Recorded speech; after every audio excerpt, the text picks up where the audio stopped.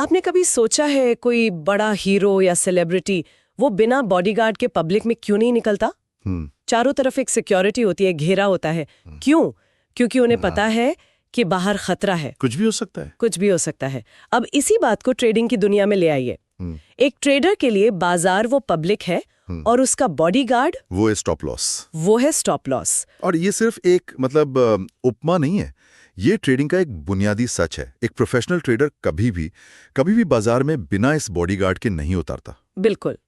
तो आज की हमारी चर्चा का मकसद यही समझना है कि स्टॉप लॉस आखिर है क्या भला, ये एक ट्रेडर के लिए इतना जरूरी क्यों है, और सबसे अहम बात, एक प्रोफेशनल ट्रेडर इसके बारे में कैसे सोचता है जबकि एक नया ट्रेडर इससे डरता क्यों है। प्रोफेशनल ट्रेडर्स इससे अक्सर पैसा बचाने वाला बॉडीगार्ड कहते हैं, और देखिए इससे बेहतर परिभाषा हो ही नहीं सकती।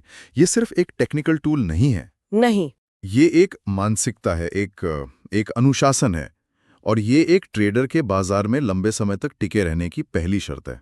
तो चलिए इसी बॉडीगार्ड की कहानी को और गहराई से समझते हैं। बिल्कुल। एक कहानी से शुरू करते हैं, और ये एक ऐसी कहानी है जो शायद हर नए ट्रेडर ने कभी ना कभी अपने सफर में महसूस की होगी। हाँ, इससे सब गुजरते हैं। कल्पना कीजिए, किसी ने एक स्टॉक खरीदा, एंट्री एकदम सही लग रही थी, सारे इंडिकेटर्स, सारी रिसर्च कह रही थी कि यहां से भाव ऊपर ही जाएगा। ट्रेड ले लिया गया, लेकिन फिर कीमत थोड़ी सी नीचे आई, और यहीं से दिमागी खेल शुरू होता है। बिल्कुल। ट्रेडर ने सोचा कोई बात नहीं, बाजार थोड़ा ऊपर नीचे तो होता ही है, ये तो बस एक छोटा सा पुल बैक है। थोड़ा रुक जाती हूँ, ये वापस ऊपर आएगी। हाँ, वापस आएगी।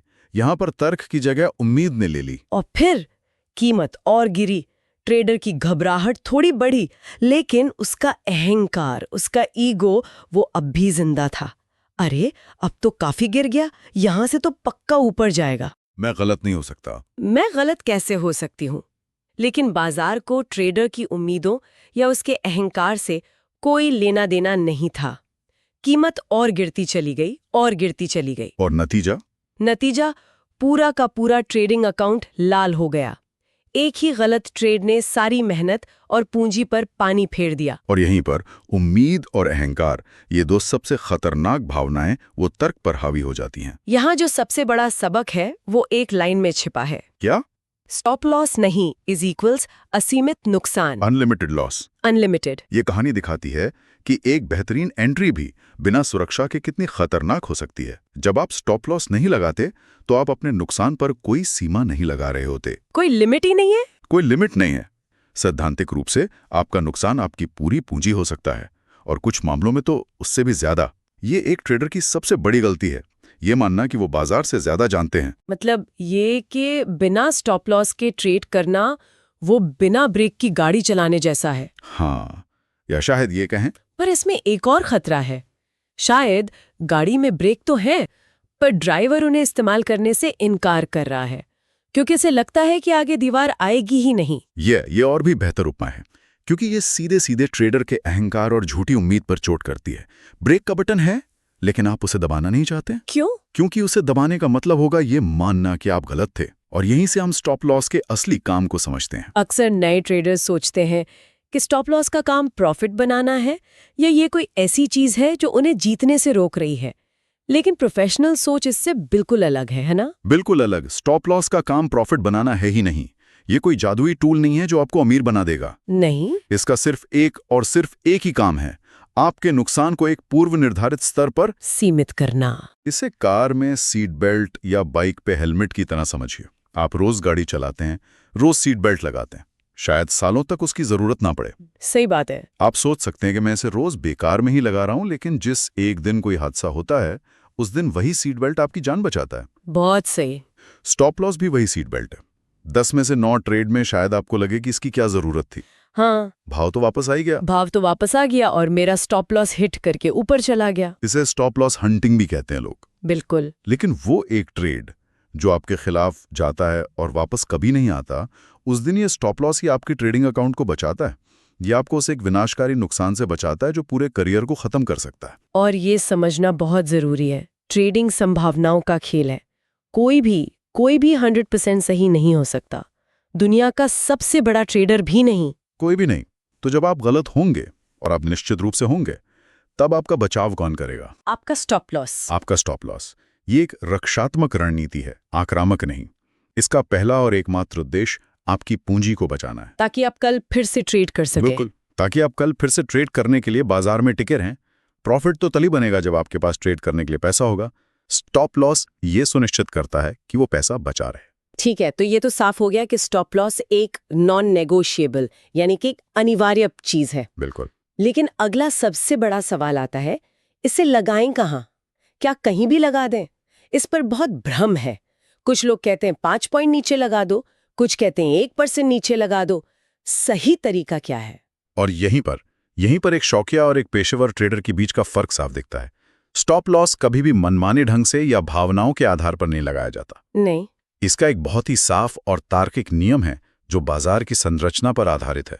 तो क्या है वो नियम? नियम बहुत सरल है। अगर आपने कोई स्टॉक खरीदा है यानी बाय ट्रेड लिया है, तो आपका स्टॉप लॉस पिछले स्विंग लो के ठीक नीचे होना चाहिए। स्विंग लो यानी वो सबसे निचला पॉइंट जहां से कीमत पिछली बार घूमकर ऊपर गई थी। ठीक है। और अगर आपने कोई स्टॉक बेचा है यानी सेल ट्रेड लिया है, तो आपको स्टॉप लॉस पिछले स्विंग हाई के ठीक ऊपर होना चाहिए। Okay, swing high. Swing high यानी वो सबसे ऊंचा पॉइंट जहां से कीमत पिछली बार घूमकर नीचे आई थी। बस इतना ही। लेकिन इसके पीछे का तर्क क्या है? ये स्विंग लो और स्विंग हाई इतने खास क्यों हैं? सिर्फ कोई पिछला निचला या ऊंचा पॉइंट ही तो है। नहीं, ये सिर्फ एक पॉइंट नहीं है, ये एक कहानी कहता है। सोचिए, स्विंग लो क्या है? क्या है? ये चार्ट पर वो जगह है जहां पिछली बार खरीदारों मतलब बुल्स और विक्रेताओं मतलब बेयर्स के बीच एक लड़ाई हुई थी और उस लड़ाई में खरीदार जीते थे। अच्छा। खरीदारों का एक किला है। अच्छा, तो इसका मतलब ये संकेत है कि जो पिछली लड़ाई खरीदारों ने जीती थी, उस किले पर अब विक्रेताओं ने कब्जा कर लिया है। Is that the signal? बिल्कुल, आपने इसे बहुत अच्छे से समझाया। अब अगर कीमत दोबारा गिरते हुए उस किले को भी तोड़कर नीचे चली जाती है, तो मतलब खरीदार हार गए? तो ये एक साफ संकेत है कि बाजार का ढांचा, स्ट्रक्चर ही टूट गया है जिसके आधार पर आपने ट्रेड लिया था। खरीदारों का जो किला था वो ढह चुका है। इसका सीधा मतलब है कि आपका जो विश्लेषण था वो गलत था। कि कीमत ऊपर जाएगी, वो गलत साबित हो गया है। अब उस ट्रेड में बने रहने का कोई तार्किक कारण नहीं बचता, क्योंकि जिस वजह से मैंने ट्रेड लिया था वो वजह ही खत्म हो चुकी है। वजह ही खत्म हो चुकी है। ये एक बहुत बड़ा आहा मोमेंट है। तो स्टॉप लॉस सिर्फ ये नहीं कहता कि आप गलत है, वो ये कहता है कि आपकी ट्रेडिंग की वजह अब मौजूद नहीं है। हाँ, ये भावनाओं से फैसले को पूरी तरह अलग कर देता है। एकदम सही। ये बाजार का सम्मान करना है। ये स्वीकार करना है कि बाजार सर्वोच्च है। आप कह रहे हैं ठीक है बाजार, मैंने सोचा था तुम ऊपर जाओगे, लेकिन तुमने मुझे गलत साबित कर दिया, इसलिए मैं अपना छोटा सा नुकसान लेकर बाहर निकल रहा हूं। और यही प्रोफेशनल सोच है। यही प्रोफेशनल सोच है। लेकिन अक्सर नए ट्रेडर्स ऐसा नहीं करते। वे स्टॉप लॉस लगाते समय कुछ आम गलतियां करते हैं जो भावनाओं से जुड़ी होती हैं। हाँ, और ये गलतियां बहुत महंगी पड़ती हैं। पहली और सबसे आम गलती है कोई भी रैंडम नंबर रख देना। जैसे स्टॉक खरीदा 100 रुपए पर और सोच लिया कि चलो 5 रुपए का रिस्क लेते हैं, 95 पर स्टॉप लॉस लगा देता हूँ, या 10 रुपए नीचे 90 पर। हाँ। इस 5 या 10 रुपए का कोई तकनीकी आधार नहीं होता। हो सकता है कि असल सपोर्ट 94 रुपए पर हो और आपका 95 का एसएल हिट होकर भाव ऊपर चला जाए। और दूसरी गलती किसी राउंड नंबर पर लगा देना, जैसे 100 पर खरीदा तो 90 पर एसएल लगा दिया। ये तो बहुत आम है। बहुत आम है और बहुत गलत भी। बाजार को इन राउंड नंबर्स की कोई परवाह नहीं होती। ये सिर्फ मनोवैज्ञानिक स्तर होते हैं। मुझे याद है जब मैंने शुरू किया था, मैं अक्सर राउंड नंबर पर स्टॉप लॉस लगाता था और मैं हैरान होता था कि भाव ठीक 190.10 से घूमकर ऊपर क्यों चला जाता है।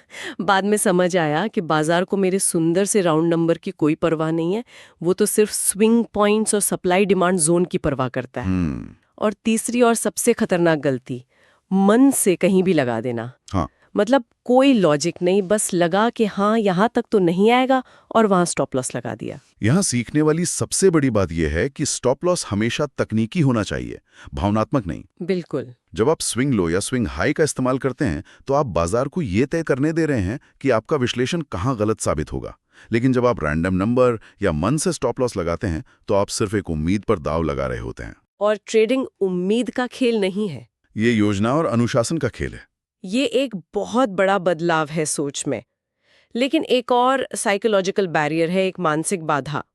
कई लोगों को लगता है कि अगर मेरा स्टॉप लॉस हिट हो गया तो इसका मतलब है मैं एक बुरा ट्रेडर हूं, मैं हार गई। हाँ, ये भावना बहुत प्रबल होती है। और ये भावना शायद सबसे ज्यादा नुकसान पहुंचाती है।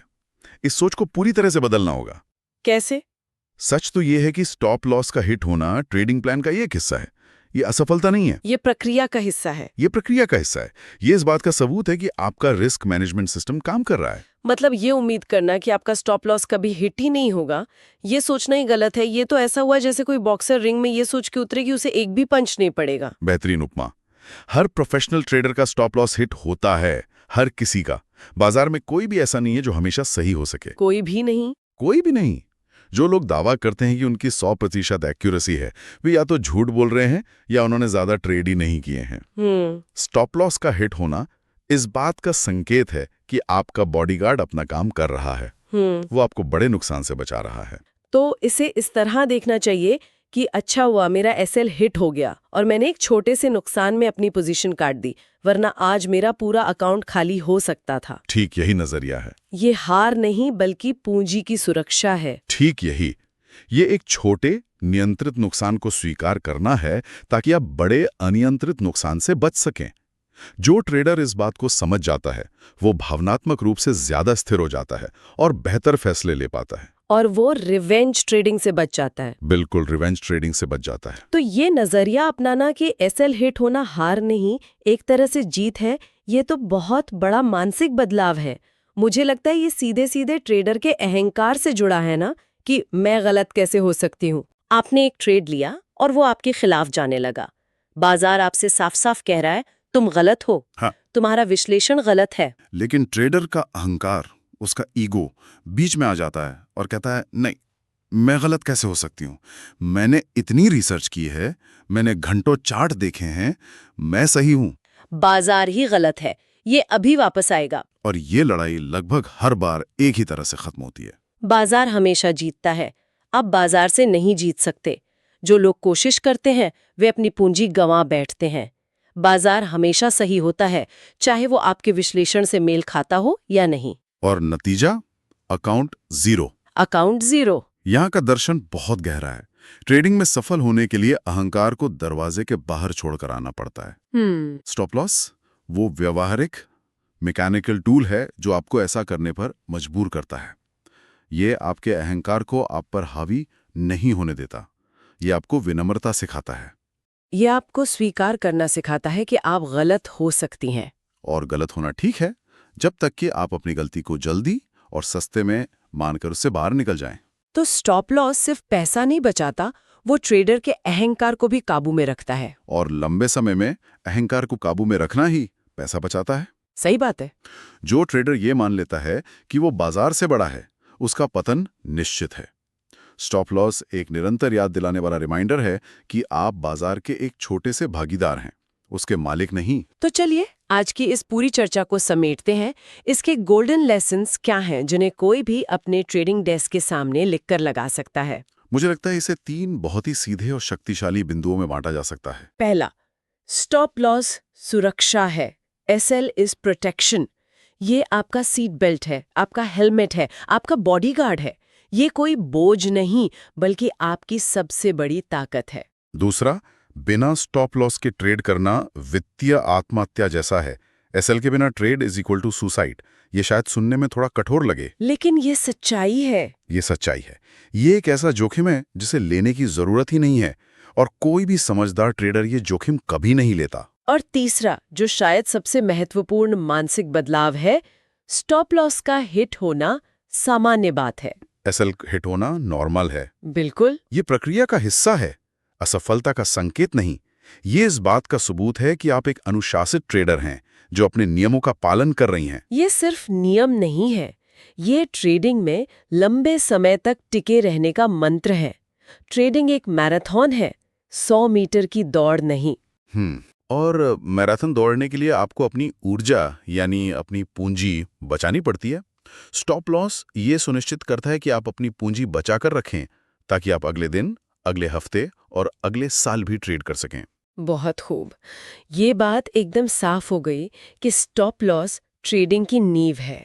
इसके बिना मुनाफे की इमारत खड़ी ही नहीं हो सकती। बिल्कुल, ये वो पहली चीज़ है जो किसी को सीखनी चाहिए, इससे पहले कि वो बड़े प्रॉफिट के बारे में सोचना भी शुरू करे। पहले नुकसान को सीमित करना सीखें, मुनाफा खुद ब खुद आएगा। तो जाते जाते एक विचार छोड़ जाते हैं सोचने के लिए। आज की हमारी चर्चा ने ये तो तय कर दिया कि स्टॉप लॉस कैसे लगाया जाए, यानी हम ये कैसे तय करें कि हम एक ट्रेड में कितना खोने को तैयार हैं। हाँ, इसने जोखिम को परिभाषित कर दिया, उसे एक दायरे में बांध दिया। तो सोचने वाली बात यह है, अगर स्टॉप लॉस ये तय करता है कि कोई कितना खो सकता है, तो क्या ये किसी तरह ये भी प्रभावित करता है कि कोई कितना कमा सकता है? क्या नुकसान को सीमित करने की इस प्रक्रिया और मुनाफा कमाने की रणनीति के बीच कोई गहरा अनदेखा संबंध है? एक बहुत ही दिलचस्प सवाल। क्या अपने नुकसान को पहले से जानने से आपके मुनाफे की संभावना पर कोई असर पड़ता है? इसे रिस्क टू रिवॉर्ड कहते हैं। इस पर सोचिएगा जरूर, क्योंकि